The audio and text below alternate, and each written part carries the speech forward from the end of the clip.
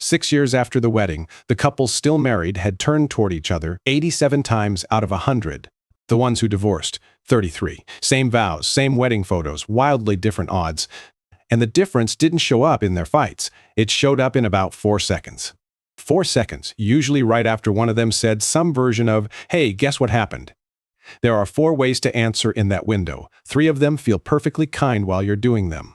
That's why almost nobody notices which one they've been using for the last 11 years. Start with the moment itself. Your partner comes in holding their phone out, screen first, arm already extended. They got the call back. Or the seedling on the windowsill finally sprouted, small thing, big face. They're not asking for advice. They're not really asking for anything. They're asking to be witnessed. And what you do in the next 4 seconds gets filed somewhere neither of you can see. To understand why that filing matters, you have to go to an apartment in Seattle with cameras in it.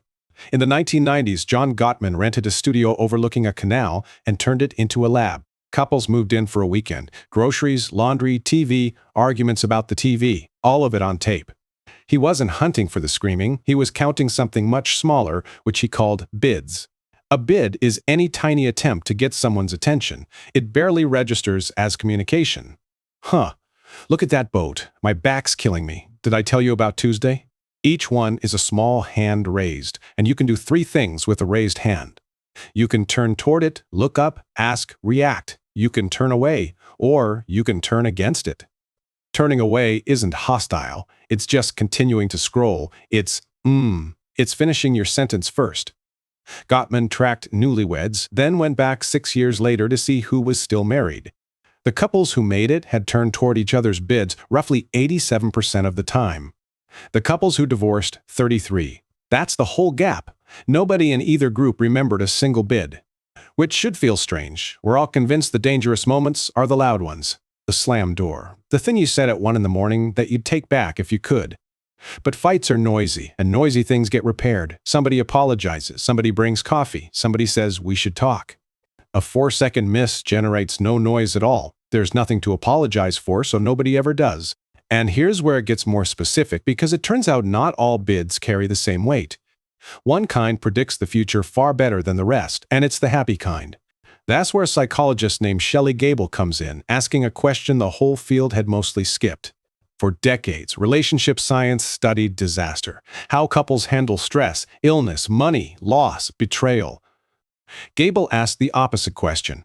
What happens between 2 people when something goes right? She gave the behavior a name that sounds like it belongs in finance, capitalization. Capitalization is what you're doing when you tell someone about a good thing to make it count more. You already know the feeling. A promotion you can't tell anyone about barely feels like a promotion. The event isn't finished until you've said it out loud to someone whose face you care about. So Gable studied the other side of that exchange, not the sharing, the answering. Diaries, lab sessions, couples watching each other. She sorted every response into 4 boxes. 2 dials. Is the response active or passive, and is it constructive or does it quietly deflate? Say the news is, they gave me the promotion. Here are your 4 available exits. Exit 1, active and constructive. Wait, who told you? What did they say? Tell me the whole thing. You lean in. You ask for detail you don't need. You make them tell the story twice. Exit 2, passive but genuinely warm. That's great, babe. Real smile. Eyes back on the dishwasher.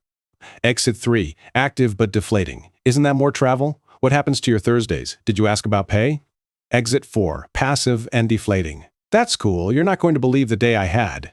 Gable found that only one of those 4 predicted a relationship staying strong. Exit 1, consistently. And when researchers checked back on dating couples weeks later, some of them had broken up. The pattern didn't track how they'd handled each other's bad days. It tracked how they'd handled the good ones. Sit with that one. Being a great person to fall apart in front of wasn't enough by itself. You also had to be a good person to succeed in front of. Those are completely different skills. If that just reframes something for you, that's exactly what this channel is for. Stick around. Now the mechanism, because a number without a reason behind it's just trivia you'll forget by Friday. Bad news comes with an alarm attached. Someone cries, someone's late, someone's sick, and the room reorganizes itself. You don't have to be emotionally gifted to respond to a crisis. The crisis does most of the work.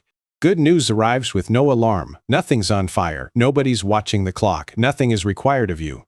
So the response is left entirely to you, unprompted, uncoached, in about the length of a held breath. That's the 4-second window. It's not a stopwatch thing. It's just how long a pause stays warm. Past that, the moment cools. They fill it themselves. They say, anyway, and reach for their phone. And anyway might be the saddest word in a long marriage, which is exactly why nobody notices it. Here's the second mechanism, and this is the one that actually does the damage over time. Telling the story isn't reporting the event. Telling the story is part of the event. When someone asks follow-up questions, you say more than you planned. You remember details you'd have skipped. The thing gets bigger in your head as you describe it. That's not poetry, that's just how memory works. Get a real response, and a good day becomes a good week. You can still recall in March. Get that's nice. And the whole thing shrinks into a fact you happen to know about yourself. So an active response doesn't only make your partner feel good, it literally makes their good news larger. And you're the one holding that dial every single time, usually while doing something else with your hands. Third mechanism, and this is the quiet one, nobody is keeping score of your individual responses. They're keeping score of something else entirely, whether this is a good place to bring things. One flat answer is nothing. It's a Tuesday. It's a headache. It genuinely means nothing at all. 900 flat answers isn't a mood anymore. It's a policy, and people always learn the policy. Which brings us to the twist, and it's the reason this is almost impossible to catch in yourself. Go back to those 4 exits. Only one of them feels bad from the inside while you're doing it. Exit 2. That's great, babe. Feels like support. You smiled. You meant it. You weren't faking anything. There's no version of you that goes to bed thinking, I was cold to them tonight. You were warm. Warmth just wasn't the thing being asked for in that particular moment. Exit 3 is the one people defend hardest because from the inside it feels exactly like love. Isn't that more travel? Is a caring question. You're protecting them. You're the one thinking ahead here. It's love with a seatbelt on, and it lands as a hand pressed flat against the chest. They came in holding their phone out, and the first thing they got back was a risk assessment. Exit 4 barely registers as a response at all. You just talked about your own day next. That's called conversation. You've watched every adult you know do it since you were about 6 years old. So 3 of the 4 feel fine, warm, wise, or ordinary. None of them feel like turning away. Nobody has ever apologized for saying, that's nice. No fight, no repair, no memory of it at all. That's the real finding buried inside all of this research. The damage doesn't come from cruelty. It comes from responses that pass every test you would ever think to run on yourself. So what does the erosion actually look like? It doesn't look like resentment. It looks like editing. They come home with something small and good, and they decide, mid-thought, not to lead with it. They tell a coworker instead. They text their sister. They post it, which is its own quiet confession. Then one day you learn they got the thing 3 weeks ago and just never happened to mention it. That's the moment couples later describe as growing apart. It started as a run of pleasant, forgettable answers. Here's the useful part, and it's smaller than you probably want it to be. You don't need enthusiasm. Enthusiasm is faked half the time and everybody can hear it immediately. You need one more question. Just one. The one that comes after the congratulations. Who told you? Where were you standing? What did their face do? Wait, say that part again. Curiosity is the actual signal. Curiosity is unfakeable, and it's the thing that makes them keep talking. So the test is simple. Did your response end the topic, or did it open the topic? Then bring it back up later, at dinner, to somebody else, while they're standing there. Nobody ever forgets that. Because the strongest thing you can say to a person isn't, I love you. It's, tell me more about that. If this reframes something for you, subscribe. Next one's on why you can quote an insult from 2009 but not last week's compliment. Ask the second question tonight. It costs 4 seconds, and somebody's been waiting a while. See you next time.